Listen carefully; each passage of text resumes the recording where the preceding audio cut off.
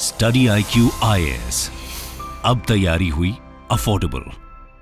दोस्तों, आपने 1997 में हुई multi starrer superhit movie border जरूर देखी होगी, जिसमें भारत और पाकिस्तान के बीच हुए लोंगेवाला युद्ध को बहुत ही खूबसूरत सिनेमैटिक तरीके से दर्शाया गया है। एक ऐसा युद्ध था जिसमें भारत पाकिस्तान के खिलाफ अगेंस्ट ऑल द ऑड्स लड़ रहा था। एक तरफ लोंगेवाला को डिफेंड करने का काम इंडियन आर्मी के 120 बहादुर जवानों और BSF के मुट्ठी भर सिपाहियों के कंधों पर था, तो वहीं दूसरी तरफ खड़ी थी 2000 से ज्यादा सैनिकों और 40 टैंक से लेस पाकिस्तानी आर्मी की एक पूरी बटालियन। 4 से 7 दिसंबर के बीच लड़े गए इस युद्ध को दुनिया मेजर कुलदीप सिंह चांदपुरी और उनके जवानों के एक्सेप्शनल मिलिट्री प्लानिंग और वैल्योर के लिए याद करती है।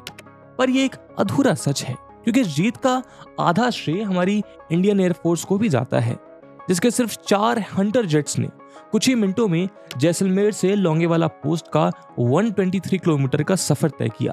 पाकिस्तानी सेना के लगभग 30 टैंक्स को निस्तनाबूद कर दिया गया, जिसने इस जीत में एक अहम भूमिका निभाई।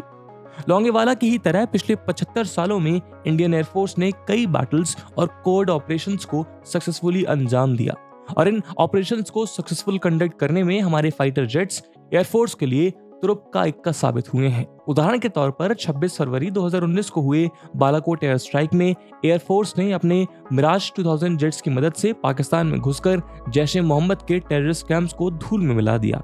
आज इंडियन एयरफोर्स के पास MiG-21, सुखोई 30, मिराज 2000 और तेजस जैसे कई एडवांस एयरक्राफ्ट मौजूद हैं।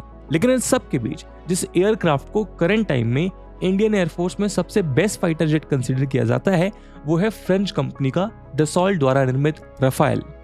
रफाल का नाम आज वर्ल्ड के मोस्ट एडवांस एयरक्राफ्ट की लिस्ट में शुमार है। यही कारण है कि अक्सर लोग रफाल को पाकिस्तान के F-16 और चाइना के J-20 के साथ कंपेयर करते हुए नजर आते हैं। आज के हमारे इस वीडियो डिस्कशन में हम भारत के रफाल, पाकिस्तान के F-16 और चाइना के J-20 का कंपैरेटिव एनालिसिस करेंगे। क्या हो अगर ये तीनों फाइटर जेट्स आमने सामने आ जाएं? आइए जानते हैं।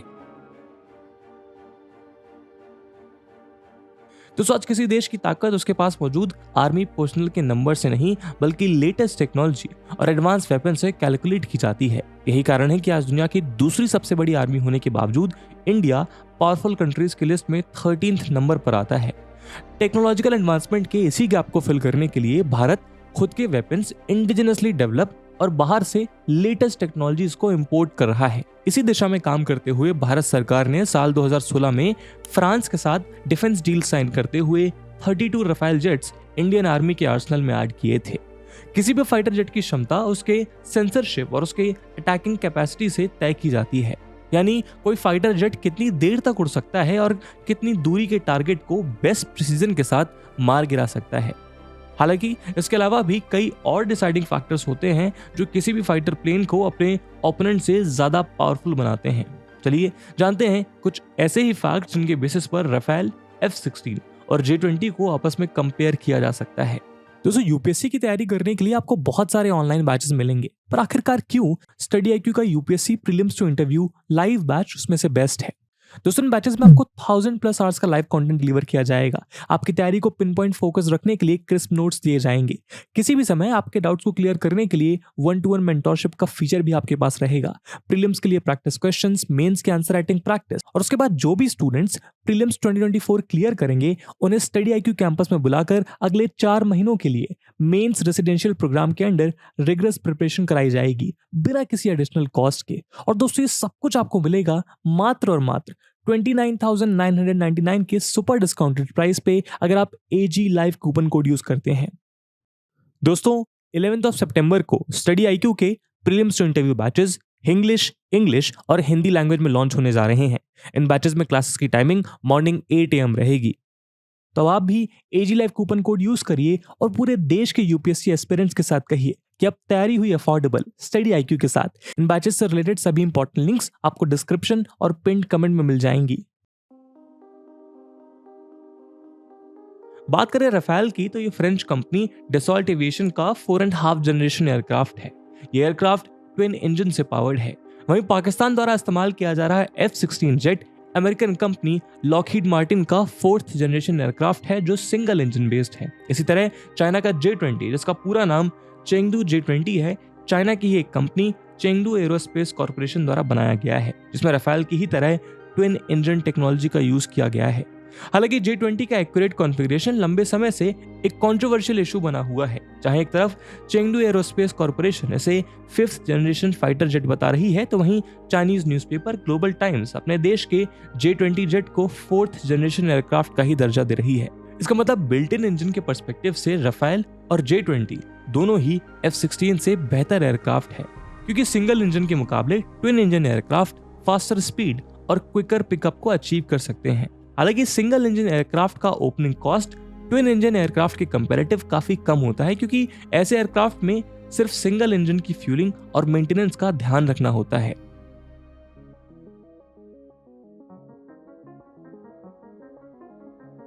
बात करें तीनों जेट्स के शेप और साइज की, तो राफेल का wing span 10.9 metre, length 15.3 metre और हाइट 5.3 मीटर है। वहीं इसका वेट पेलोड के बिना यानी किसी आर्म्स एंड एम्युनिशन के बिना 10 टन का है और पेलोड के साथ मैक्सिमम टेक ऑफ वेट लगभग 24.5 टन का है। वहीं इसका ओपोनेंट F-16 का wing span 9.96 metre, length 15.06 metre और हाइट 4.88 मीटर है, जिसका वेट विदाउट पेलोड 9.02 टन और विद पेलोड 13 टन है।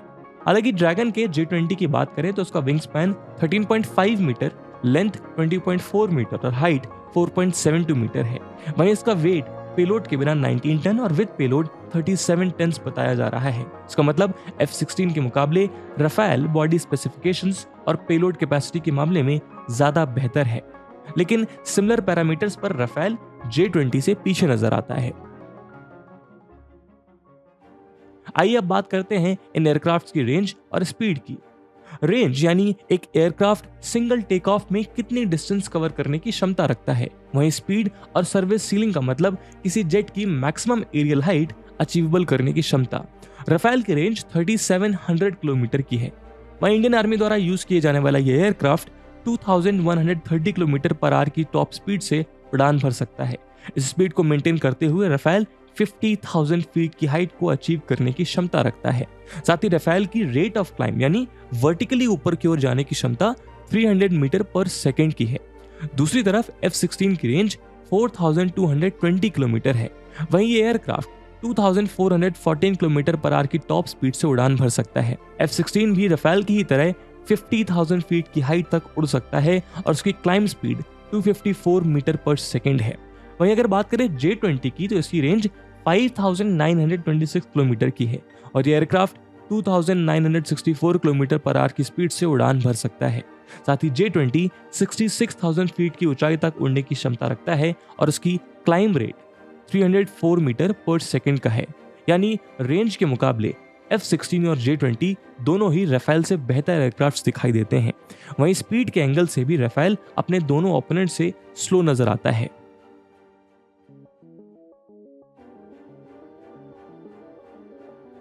दोस्तों, हालांकि किसी एयरक्राफ्ट को ऐसी स्पीड और रेंज अचीव करने के लिए जो सबसे एक्सट्रीमली इंपॉर्टेंट चीज लगती है वो है इन जेट्स की फ्यूल कैपेसिटी।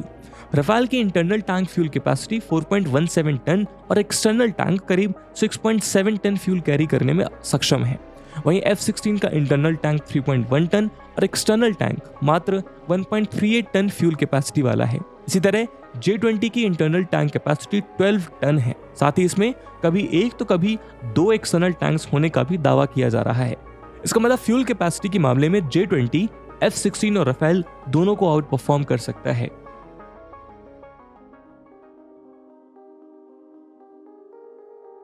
अब चलते हैं वेपन्स की तरफ, जो सही मायने में किसी फाइटर जेट्स के असली ताकत का प्रमाण होता है।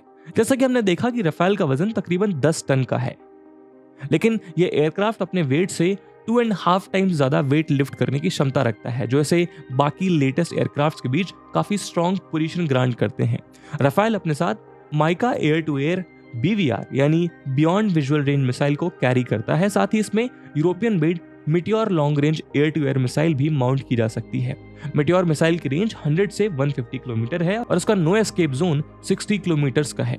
यानी राफेल के 60 किलोमीटर की रेंज में आने वाले टारगेट का डिस्ट्रॉय होना लगभग तय है। साथ ही इसमें स्कैल्प क्रूज मिसाइल भी लगी हुई है, जो एयर से सरफेस पर मौजूद टारगेट्स को डिस्ट्रॉय कर सकती है। सिमिलरली इस एयरक्राफ्ट में AM-39 Exocet anti ship missile और कई लेजर गाइडेड बॉम्ब्स को इंटीग्रेट किया जा सकता है।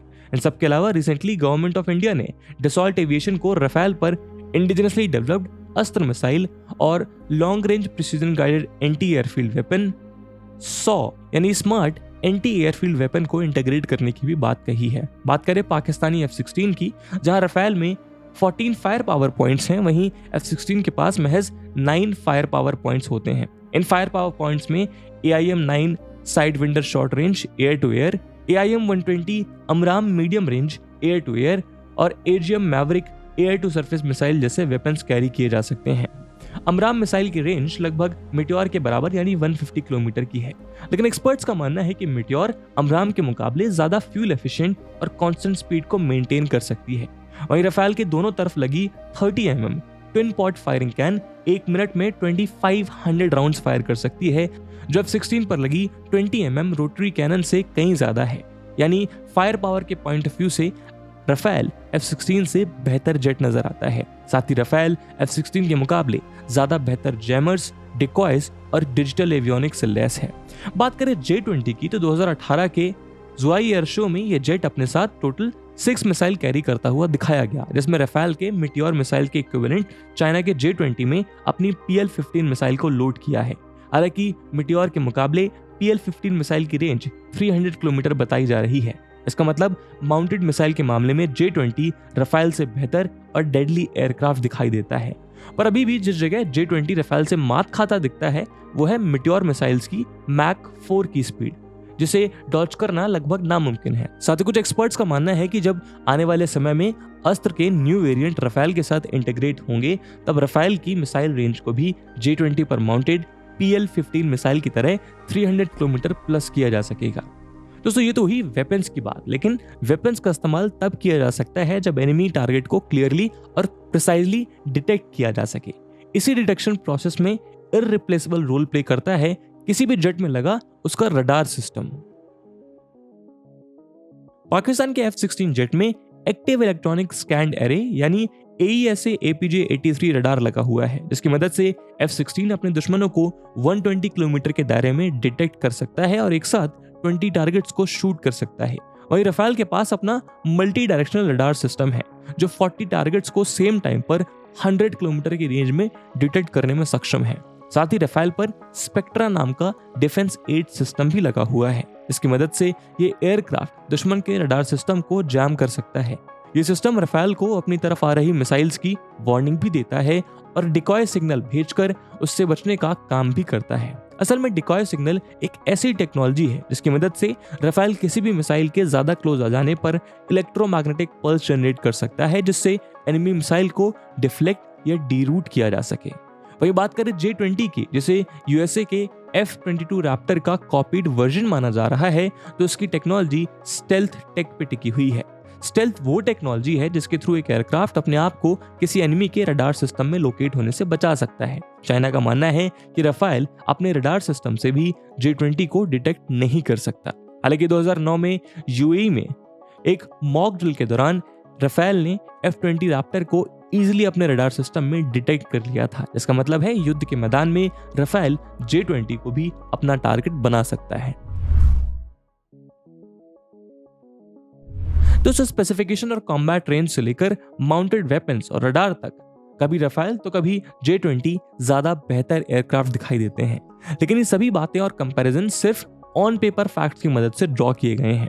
अगर ऑन ग्राउंड रियलिटी की बात करें तो अमेरिकन मेड F-16 और फ्रेंच मेड राफेल ने मिडिल ईस्ट के कई युद्धों में अपना लोहा मनवाया है। वहीं चाइना के J-20 का जंग के मैदान में अभी एक्सपीरियंस ऑलमोस्ट जीरो है, जिसके चलते J-20 की सारी ताकत को एक्सपर्ट्स अभी बस एक अनटेस्टेड स्पेकुलेशंस मान रहे हैं। ऐसे में F-16, राफेल या J-20 के बीच कौन सा एयरक्राफ्ट सबसे उम्दा है, ये तो उस वक्त ही पता चल सकेगा जब ये एयरक्राफ्ट जंग के मैदान में एक दूसरे के सामने होंगे। लेकिन इन स्पेसिफिकेशंस को देखने के बाद आपके हिसाब से कौन सा वो एयरक्राफ्ट है जो सबसे ज्यादा आउटशाइन करेगा, कमेंट सेक्शन में जरूर बताइएगा। और इसी के साथ आज के वीडियो को हम यहीं विराम देते हैं। आई होप आपको वीडियो पसंद आई होगी, और अगर पसंद आई है तो अपने दोस्तों के साथ शेयर करना मत भूलिएगा। हम मिलते हैं अगले वीडियो में, तब तक के लिए जय हिंद, जय भारत।